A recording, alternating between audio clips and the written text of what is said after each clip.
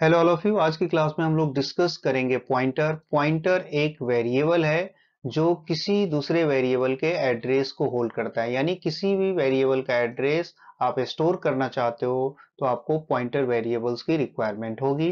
Pointer को declare करने के लिए देखो स्टार साइन का यूज करते हैं। जैसे सपोज कर लो हमारे वेरिएबल का नेम p है और इसके साथ आपने स्टार इस तरह से अपेंड कर दिया है, तो इसका मतलब है ये वेरिएबल आपका पॉइंटर वेरिएबल हो जाएगा और इसके अंदर ये एबिलिटी आ जाएगा कि आप किसी दूसरे वेरिएबल का एड्रेस इसके अंदर होल्ड कर सकते हो। ओके।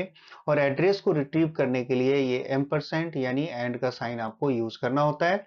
हम लोग एक एग्जांपल से समझते हैं। जैसे देखो यहाँ इंटीजर a इक्वल टू 5 मैंने असाइन कर दिया है, तो क्या होगा, कंप्यूटर मेमोरी में ये variable a 4 byte space allocate करेगा। इंटीजर डेटा टाइप है, इस वजह से 4 बाइट मेमोरी स्पेस एलोकेट करेगा और इस 5 को इसके अंदर स्टोर कर देगा, राइट।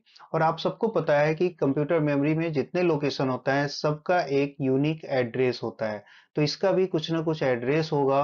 अब ये एड्रेस आप किसी दूसरे वेरिएबल में स्टोर करना चाहते हो तो इसके लिए आप पॉइंटर वेरिएबल यूज कर सकते हो। जैसे देखिए यहाँ मैंने एक वेरिएबल m डिक्लेयर किया है जिसको मैंने पॉइंटर किया है। इसका मतलब है कि पॉइंटर भी एक वेरिएबल है, तो ये कंप्यूटर मेमोरी में ये भी स्पेस रिजर्व करेगा, यानी पॉइंटर m वेरिएबल इसने मेमोरी स्पेस रिजर्व किया। यस, कितना बाइट करेगा, ये 8 बाइट करेगा, यानी pointer generally 8 byte memory space ये ऑक्युपाइड करता है। तो ये अलग से मेमोरी स्पेस रिजर्व करेगा और इसके अंदर किसी दूसरे वेरिएबल के एड्रेस आप होल्ड कर सकते हो। इसके लिए देखो यहाँ पर इस तरह से आपको राइट करना होगा, m equal m% of a, यानी ये एंड का साइन आपने यूज किया है। इसका मतलब है a का जो एड्रेस है वो m के अंदर स्टोर कर दिया। तो a का एड्रेस क्या है, कुछ भी हो सकता है। जस्ट अभी मैं एज्यूम कर लेता हूं कि इसका एड्रेस 100 है, ये मैंने जस्ट मान लिया है कि इसका एड्रेस 100 है। जब सिस्टम पे रन करोगे तो ये कुछ भी हो सकता है, राइट। तो इसके एड्रेस को इसने m के अंदर स्टोर कर दिया, यानी यहां पर ये स्टोर हो गया, राइट। अब जब भी आप m को प्रिंट करोगे तो ये 100 प्रिंट करेगा, यानी एड्रेस प्रिंट होगा। ठीक है, ये समझ में आ रहा है। जो भी एड्रेस होगा सिस्टम पे वो एड्रेस प्रिंट कर देगा, यानी m के अंदर जो वैल्यू है 100 वो उसको प्रिंट करने वाला है। और ये 100 किसका एड्रेस है, ये इस वाले वेरिएबल का यानी 5 का एड्रेस है। लेकिन इसको जब आप पॉइंटर एम्स को प्रिंट करोगे, यानी m के साथ पॉइंटर के साथ आप इसको प्रिंट करोगे, तो ये इस एड्रेस पे जो भी वैल्यू स्टोर होगा उसको प्रिंट करेगा। तो इस एड्रेस पे कौन सी वैल्यू स्टोर है, ये 5 है, तो इस केस में यहाँ पे 5 प्रिंट होने वाला है, राइट। समझ में आ रहा है।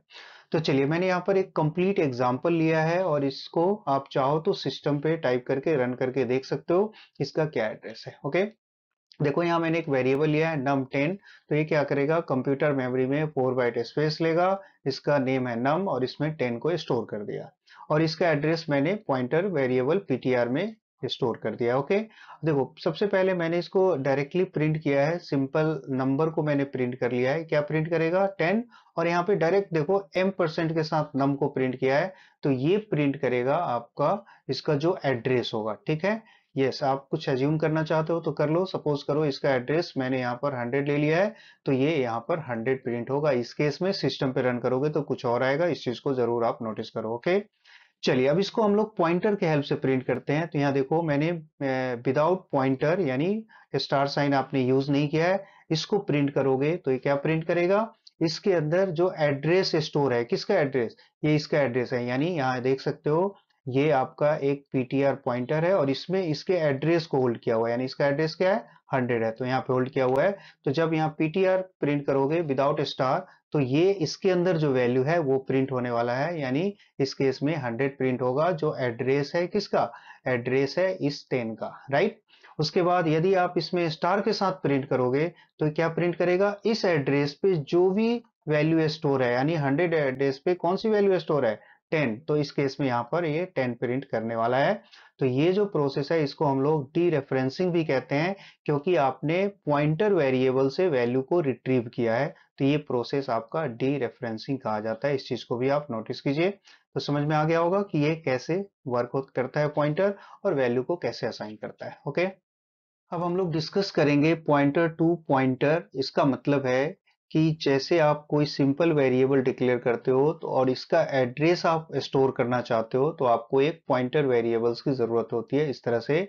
अब सपोज करो कि इसका एड्रेस भी आप स्टोर करना चाहते हो किसी अदर पॉइंटर वेरिएबल में, तो उस वेरिएबल को आपको इस तरह से डबल पॉइंटर के साथ डिक्लेयर करना होता है। यही आपका pointer to pointer variable. Okay, इसको एग्जांपल से समझते हैं। जैसे सपोज कीजिए मैंने यहाँ पर एक नम वेरिएबल डिक्लेयर किया है और इसमें आपने वैल्यू 10 असाइन कर दिया है, राइट। अब इसका कुछ ना कुछ एड्रेस होगा। देखो मैंने एड्रेस यहाँ प्रिंट कर लिया है, सिस्टम पे आप रन करके इसको चेक कर सकते हो। ये एड्रेस है इसका। तो ये देखिए लास्ट 2 डिजिट मैं यहाँ पे राइट कर लेता हूँ, इसका एड्रेस ये है, राइट। अब इसके एड्रेस को मैंने यहाँ स्टोर किया है वेरिएबल एम पॉइंटर वेरिएबल है, इसके अंदर यहाँ पे आपने स्टोर कर दिया, राइट। तो यहाँ देखो इसको डायग्राम से आप समझ लीजिए, ये पॉइंटर वेरिएबल एम है और इसके अंदर आपने इसके एड्रेस को होल्ड कर दिया है। तो इसके क्या स्टोर हो जाएगा, यहाँ पर 72 स्टोर हो जाएगा। अब इसका भी कुछ ना कुछ एड्रेस होगा। इसका एड्रेस मैंने यहाँ प्रिंट नहीं किया है, बट यहाँ मैं एज्यूम कर लेता हूँ कि इसका भी कुछ एड्रेस होगा, जैसे 60 होगा। अब इसके एड्रेस को आइडेंटिफाई करना है तो आप एक और वेरिएबल डिक्लेयर करोगे, जो इस केस में मैंने यहाँ पर डबल पॉइंटर डिक्लेयर किया हुआ है। और इसमें देखो एम जो ऑलरेडी पॉइंटर है, इसका एड्रेस मैंने पीटीपी वेरिएबल में स्टोर किया है और इसमें डबल पॉइंटर यूज किया हुआ है। इस चीज को जरूर नोटिस करना। यानी ये डबल पॉइंटर पीटीपी एक वेरिएबल है और इसमें अब इसके एड्रेस को ये होल्ड करेगा। तो इसका एड्रेस यहाँ पर ये 60 होल्ड हो जाएगा, राइट। तो इस तरह से ये सीक्वेंस चलता है। अब इसका भी एड्रेस करना हो तो फिर आप नेक्स्ट पॉइंटर इस तरह से डिक्लेयर कर सकते हो। चलिए, इसकी रिक्वायरमेंट नहीं होगी। अब हम लोग इसको समझ लेते हैं। यहाँ पर देखो मैंने पॉइंटर एम को प्रिंट करोगे तो क्या प्रिंट होगा, ये देखो यहाँ पर वैल्यू प्रिंट होगा। और एम प्रिंट करोगे तो उसका एड्रेस प्रिंट करेगा, जैसा कि आप देख सकते हो यहाँ पे प्रिंट हो रहा है, राइट। ये कॉन्सेप्ट आपका पहले क्लियर हो चुका है ऑलरेडी। अब देखो यहाँ पर डबल पॉइंटर पीटीपी प्रिंट करोगे तो ये देख सकते हो डबल पॉइंटर, यानी ये देखो ये इसमें डबल पॉइंटर यूज किया है। इसका मतलब है कि ये एक पॉइंटर की वैल्यू होल्ड किया हुआ है, यानी जिसकी वैल्यू इसने होल्ड किया है वो खुद पॉइंटर होगा और इसकी वैल्यू क्या है ये इसको एक्सेस करेगा यहाँ से। यानी डबल पॉइंटर के साथ प्रिंट करोगे तो ये यहाँ पे 10 प्रिंट होगा। यानी इससे इससे जो पहले पॉइंटर होगा, ये पहले कर्सर यहाँ आएगा और फिर यहाँ से कर्सर यहाँ आएगा और यहाँ से वैल्यू को ये एक्सेस करेगा। डबल पॉइंटर का मतलब ये है। और जब ये सिंगल पॉइंटर एक्सेस करोगे तो ये क्या करेगा, जो इसके अंदर वैल्यू है, सिंगल पॉइंटर है तो ठीक इसके प्रीवियस जो पॉइंटर आपने डिक्लेयर किया हुआ है इसके अंदर जो एड्रेस यहाँ पे होल्ड है वो प्रिंट होगा। तो इस तरह से देख सकते हो यहाँ पे आउटपुट में ये सेम डिजिट आपका प्रिंट हो रहा है, ये और ये डिजिट सेम है क्योंकि इसका एड्रेस इसके अंदर होल्ड किया हुआ है, राइट। तो इस तरह से इसको प्रिंट करोगे। अब यदि इसका एड्रेस प्रिंट करना चाहते हो तो आपको यहाँ पर पीटीपी, जब आप इसको प्रिंट करोगे सिंपल विदाउट पॉइंटर, यहाँ पे कोई भी स्टार आपको यूज नहीं करना है, इसको प्रिंट करोगे तो ये इसके एड्रेस को प्रिंट करेगा, राइट। तो बेसिकली आपको ये सीक्वेंस समझना है कि ये कैसे वर्क करता है। इसमें सी लैंग्वेज में इसकी बेसिक कॉन्सेप्ट दिया हुआ है, बट जब डीएसए करोगे, डेटा स्ट्रक्चर एल्गोरिदम, तो उसमें इसकी रिक्वायरमेंट होगी, तो उस समय और ज्यादा डिटेल आप इसके बारे में समझ सकते हो। अब हम लोग डिस्कस करेंगे नल पॉइंटर। नल पॉइंटर का मतलब है कि किसी भी पॉइंटर वेरिएबल में यदि आप नल असाइन कर देते हो तो इसका मतलब है कि इसके अंदर अभी कोई भी वैलिड मेमोरी एड्रेस स्टोर नहीं किया गया है और इसका जो साइज होगा वो 0 होगा। इसको एग्जांपल से समझते हैं। देख सकते हो यहाँ पर ये पॉइंटर वेरिएबल मैंने लिया है और इसमें आपने नल असाइन कर दिया है और इसको मैंने यहाँ पे प्रिंट किया है। ये देखो पीटीआर को प्रिंट किया है तो ये अभी आपका 0 प्रिंट होने वाला है, यानी इसमें मैंने नल असाइन किया है। इस वजह से इसने अभी मेमोरी स्पेस एलोकेट नहीं किया है, तो ये 0 प्रिंट करेगा, राइट। अब देखो यहाँ पे मैंने मेमोरी स्पेस एलोकेट किया है इस पॉइंटर वेरिएबल के अंदर। इसके लिए प्री डिफाइंड फंक्शन होता है मैलोक। मैलोक यानी memory allocation size of function है, जो ऑलरेडी आपने डिस्कस किया हुआ है। और यहाँ पर एक है एंटीजर। ये एंटीजर के लिए जो एंटीजर का साइज होगा उस साइज के लिए मेमोरी स्पेस एलोकेट करेगा। और इसका कास्ट ऑपरेटर देखो यहाँ पे इस तरह से यूज करना है, इंटीजर और स्टार। तो इसका मतलब है कि ये जो पॉइंटर वेरिएबल है वो मेमोरी स्पेस ऑक्युपाइड करेगा। ये 8 byte memory space, pointer generally 8 byte memory space लेता है, तो अब इसमें 8 बाइट मेमोरी स्पेस एलोकेट कर लिया इसके अंदर। अब आप इसको जब प्रिंट करोगे तो आपके स्क्रीन पे इसका साइज अभी शो करेगा कि ये 8 है। तो इससे पता चलता है कि ये मेमोरी स्पेस इसने ऑक्युपाइड कर लिया है 8 बाइट्स का, राइट। तो नल पॉइंटर का कॉन्सेप्ट आई थिंक आपको समझ में आ गया होगा। एग्जाम के लिए ये इंपॉर्टेंट होने वाला है, राइट। अब हम लोग डिस्कस करेंगे पॉइंटर अरिथमेटिक। इसका मतलब है किसी भी पॉइंटर वेरिएबल के साथ यदि आप अरिथमेटिक ऑपरेशन परफॉर्म करते हो तो कैसे वर्क करता है, अभी हम लोग एग्जांपल से देखने वाले हैं। जैसा कि यहाँ देख सकते हो, मैंने इंटीजर वेरिएबल लिया है, इसमें 9 असाइन किया है और इसके एड्रेस को इंटीजर पॉइंटर में मैंने असाइन किया है। इस चीज को आप जरूर नोटिस करना। और इसको देखो मैंने प्रिंट किया है, तो मैंने आपको बताया था जब m को प्रिंट करोगे तो क्या प्रिंट होने वाला है, ये एड्रेस प्रिंट होता है। तो ये देख सकते हो यहाँ मैंने एड्रेस प्रिंट किया है, इसको सिस्टम पे रन करके मैंने आउटपुट राइट किया हुआ है, तो ये इसका एड्रेस प्रिंट हो रहा है। और जब m के साथ आप पॉइंटर यूज करते हो तो ये क्या प्रिंट करता है, ये इसकी वैल्यू को प्रिंट करेगा। तो आप देख सकते हो यहाँ पर इसकी वैल्यू क्या है, 9। ये देखो 9 को प्रिंट हो रहा है, ठीक है। अब आप देख सकते हो कि यहाँ पर मैंने ये अरिथमेटिक ऑपरेशन परफॉर्म किया है, प्लस प्लस इंक्रीमेंट ऑपरेटर है। इसका मतलब क्या होता है, इंक्रीमेंट बाय 1, यानी 1 का इंक्रीमेंट होने वाला है। देख सकते हो इसका आउटपुट क्या आ रहा है, यहाँ पर देख सकते हो ये एड्रेस ये था और आपने एड्रेस के ऊपर इंक्रीमेंट ऑपरेटर अप्लाई किया है। तो आप देख सकते हो इसका एड्रेस का क्या इंक्रीमेंट हुआ है, ये 64 था, यहाँ पे क्या हो गया 68 हो गया, यानी कि ये 4 का इंक्रीमेंट हुआ है। 4 इंक्रीमेंट क्यों हुआ, क्योंकि ये 4 बाइट मेमोरी स्पेस लेता है, यानी ये 4 बाइट जब भी आप एड्रेस के ऊपर अप्लाई करोगे ऑपरेशन तो उसके मेमोरी साइज के अकॉर्डिंग उसके ऊपर वो टास्क परफॉर्म करेगा। जैसे कि यहाँ देख सकते हो मैंने इंक्रीमेंट बाय 1 किया है, लेकिन ये 4 बाय इंक्रीमेंट हो रहा है क्योंकि ये इंटीजर 4 बाइट स्पेस एलोकेट करता है, राइट। इसी तरह यदि 2 टाइम इंक्रीमेंट करते तो क्या होता, 4 प्लस 4 यानी 8 बाइट का इंक्रीमेंट होता, राइट। तो आई होप ये आपको समझ में आ गया होगा। चलिए अब एक और मैंने यहाँ पर राइट किया है, ये कैरेक्टर देख सकते हो, एक कैरेक्टर मैंने असाइन किया है और इसमें कैरेक्टर को कैरेक्टर पॉइंटर के अंदर मैंने असाइन किया है, ये नोटिस करना आप जरूर। यहाँ कैरेक्टर को कैरेक्टर पॉइंटर के अंदर मैंने असाइन किया है। अब देखते हैं इसको, जब k को प्रिंट करोगे तो क्या प्रिंट होना चाहिए, इसका एड्रेस प्रिंट होना चाहिए। देखिए यहाँ पर k का एड्रेस ये प्रिंट हो रहा है, ठीक है। उसके बाद देखो ये मैंने पॉइंटर k प्रिंट किया है तो क्या होगा, इसकी वैल्यू प्रिंट होगा। आप देख सकते हो यहाँ पर ये वैल्यू प्रिंट हो रहा है, ये भी आपके समझ में आ रहा है। अब यहाँ देखो मैंने k यानी एड्रेस के साथ इंक्रीमेंट बाय 1 किया है, यानी 1 इंक्रीमेंट किया है। तो अब आप देख सकते हो यहाँ पर इसका इंक्रीमेंट क्या हो रहा है, यानी इसका एड्रेस क्या था, ये 63, इसका एड्रेस क्या हो रहा है 64 हो रहा है। इसका मतलब क्या हुआ, यानी 1 का इंक्रीमेंट हो रहा है। क्यों, क्योंकि कैरेक्टर 1 बाइट मेमोरी स्पेस लेता है, इसीलिए यहाँ पर 1 का इंक्रीमेंट हुआ। इंटीजर में 4 का इंक्रीमेंट क्या हुआ था, क्योंकि वो 4 बाइट स्पेस लेता है एक इंटीजर, ठीक है। तो आई होप आपको ये समझ में आ गया होगा, तो इस चीज को आप जरूर ध्यान रखें, ओके। एक मैंने एग्जांपल लिया है जिसमें नंबर स्वैप करना है और पास बाय रेफरेंस यानी कॉल बाय रेफरेंस मेथड का यूज करके हम लोग इसको इंप्लीमेंट करेंगे। पहले भी हम लोगों ने डिस्कस किया हुआ है, बट मैं आपको यहाँ ये कॉन्सेप्ट बताने वाला हूँ कि एड्रेस किस तरह से पास होता है। तो जैसे देखो फंक्शन को यहाँ कॉल किया गया है, तो कॉल करते समय क्या पास किया है, $a$b, इसका मतलब एड्रेस पास किया गया है। तो इस केस में देखिए यहाँ पर x और y टू वेरिएबल है, इसने मेमोरी स्पेस ऑक्युपाइड किया होगा और इसमें डेटा को इसने इंसर्ट कर दिया। अब इसका एड्रेस में हम लोग एज्यूम कर लेते हैं 100 है और इसका 200 है, और यहाँ m% a और m%y का मतलब है कि ये एड्रेस यहाँ पे कॉपी होगा इस वेरिएबल के अंदर। तो इसके अकॉर्डिंग यहाँ जो a है पॉइंटर वेरिएबल, इसमें एड्रेस स्टोर होने वाला है किसका, 100, और यहाँ पॉइंटर b है, इसमें स्टोर होने वाला है 200, यानी इसका एड्रेस, ठीक है। ये कॉन्सेप्ट तो आपके समझ में आ रहा होगा।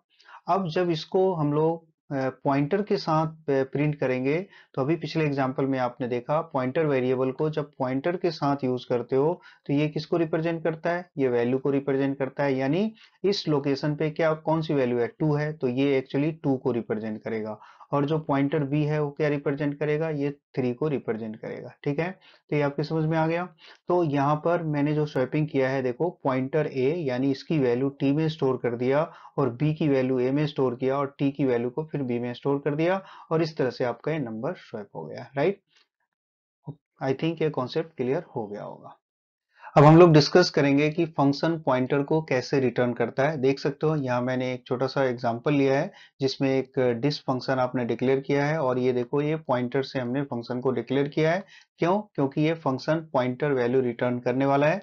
तो यहाँ पे पॉइंटर आपको इस तरह से डिक्लेयर करना है और इसका डेटा टाइप यानी किस टाइप की वैल्यू आप रिटर्न करना चाहते हो वो भी आपको यहाँ डिक्लेयर करना होगा। मैंने यहाँ फ्लॉट ले लिया है और इसमें देखो एक फ्लॉट नंबर आप कुछ भी पास करोगे, यानी पॉइंट में आपको ये नंबर पास करना है और इसको जस्ट रिटर्न करेगा। तो जैसा कि आपने देखा कि मैंने यहाँ फंक्शन को क्या डिक्लेयर किया है, पॉइंटर डिक्लेयर किया है, तो इसका मतलब है पॉइंटर एड्रेस रिटर्न करता है, तो इसलिए यहाँ पर रिटर्न में m%r मैंने यूज किया है। ये आपको नोटिस करना है कि जब भी पॉइंटर डिक्लेयर करते हो तो ये एड्रेस रिटर्न करेगा। ओके, अब देखो इसको कॉल कैसे करते हैं। यहाँ पे आपने पॉइंटर ये एक वेरिएबल लिया, ये देखो इस तरह से, और इसमें वैल्यू को स्टोर करेगा। जैसा कि ये रिटर्निंग फंक्शन है तो आप लोगों ने पहले भी डिस्कस किया हुआ है कि रिटर्निंग फंक्शन को कॉल करने के लिए वेरिएबल आपको डिक्लेयर करना होगा।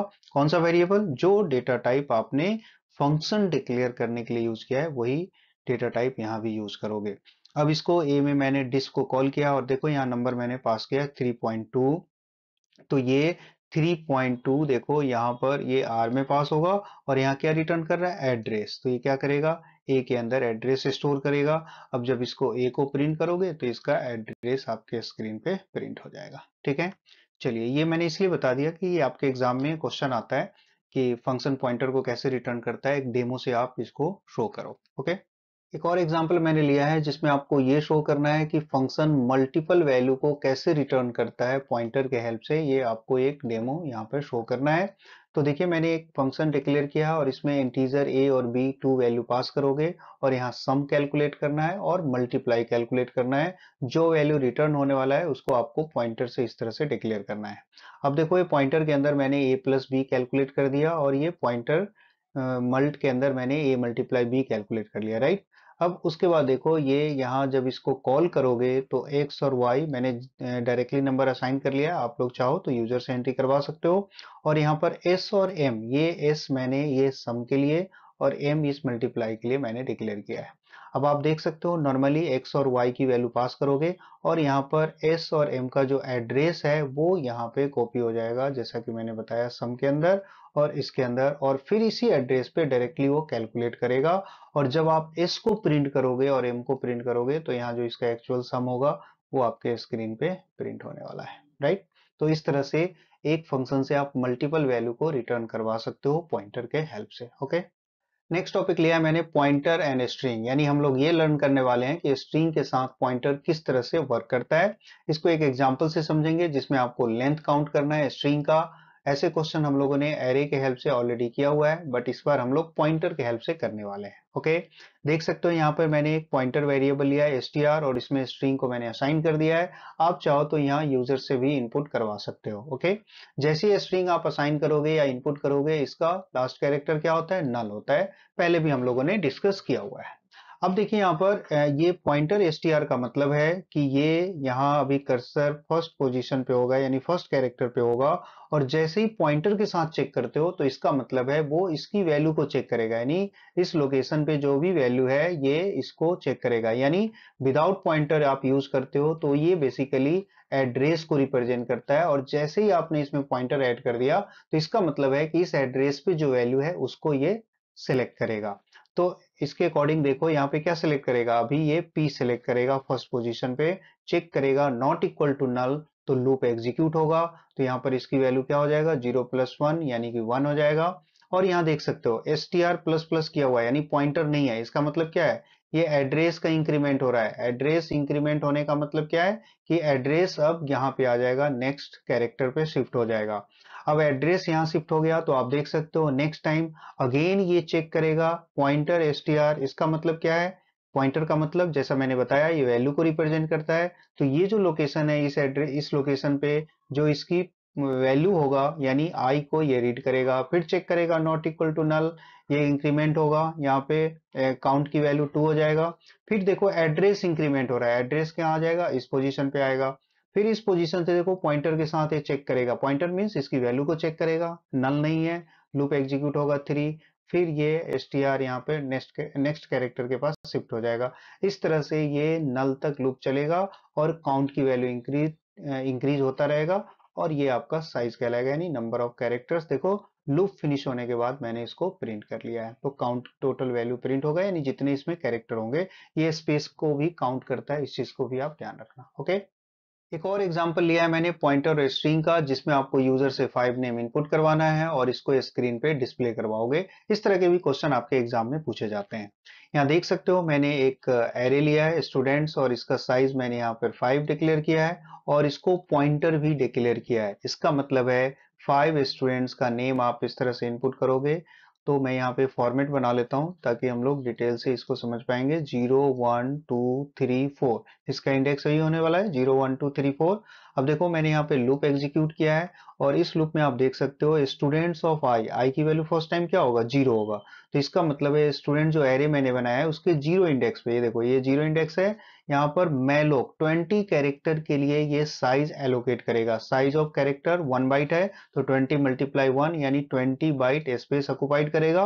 और देख सकते हो यहाँ कास्ट ऑपरेटर में कैरेक्टर मैंने यूज किया है, इसका मतलब है कैरेक्टर के लिए आप मेमोरी स्पेस ऑक्युपाइड करने वाले हो। ओके, तो ये 20 कैरेक्टर का मेमोरी स्पेस यहाँ पर इसने रिजर्व कर लिया। उसके बाद देखो ये मैसेज प्रिंट होगा, एंटर द नंबर, और इसी 0 पोजीशन पे साइज ऑफ स्टूडेंट जो अभी आपने साइज बनाया है इसका 20 बाइट्स, ये यहाँ पे पास करेगा। और std in ये स्टैंडर्ड इनपुट है, यानी यूजर से जो इनपुट करोगे वो इस लोकेशन पर स्टोर कर देगा। सपोज करो मैंने यहाँ पर अशोक इनपुट किया है, तो इस तरह से अशोक यहाँ पर इनपुट हो गया, राइट। एक और बार कंपाइल कर लेते हैं। अब नेक्स्ट टाइम आई की वैल्यू क्या होने वाला है, आई की वैल्यू 1 होने वाला है। तो इसके 1 पोजीशन पे फिर से ये 20 कैरेक्टर के लिए मेमोरी स्पेस ये ऑक्युपाइड करेगा, और जो भी नेम इनपुट करोगे ये यहाँ पर स्टोर हो जाएगा, राइट। अगेन आई की वैल्यू क्या होगा, 2, देन 2 पोजीशन पे फिर से ये 20 बाइट मेमोरी स्पेस ऑक्युपाइड करेगा, और इस तरह से यहाँ पर नेम इनपुट कर देगा, राइट। तो इस तरह से आप समझ सकते हो कि ये मेमोरी स्पेस ऑक्युपाइड करता है और डाटा इनपुट होगा। उसके बाद देखो फिर मैंने प्रिंट किया है। प्रिंट के लिए सिंपल आपको एरे यूज करना है, और आप यहाँ पर डायरेक्टली पोजीशन के अकॉर्डिंग हर एक स्ट्रिंग को ये प्रिंट कर देगा जो आपने इनपुट किया। इनपुट करते समय आपको मेमोरी स्पेस ये लेना है, आप यहाँ पे इसको डिस्प्ले करते समय ऐसा कुछ करने की जरूरत नहीं है। ओके, आई होप आपको ये कॉन्सेप्ट समझ में आ गया होगा कि ये एरे और पॉइंटर किस तरह से वर्क करता है स्ट्रिंग के साथ। ओके, ऐसे कुछ क्वेश्चन की आप लोग प्रैक्टिस कर सकते हो। यहाँ पे आपको स्ट्रिंग इनपुट करना है पॉइंटर के हेल्प से, और इसको रिवर्स करना है एरे के हेल्प से, भी हम लोगों ने पहले किया हुआ है। एक और प्रोग्राम है, यहाँ पे स्ट्रिंग कॉपी करना है, यहाँ भी स्ट्रिंग इनपुट करोगे और पॉइंटर के हेल्प से ये एक स्ट्रिंग को दूसरे स्ट्रिंग में कॉपी करना है।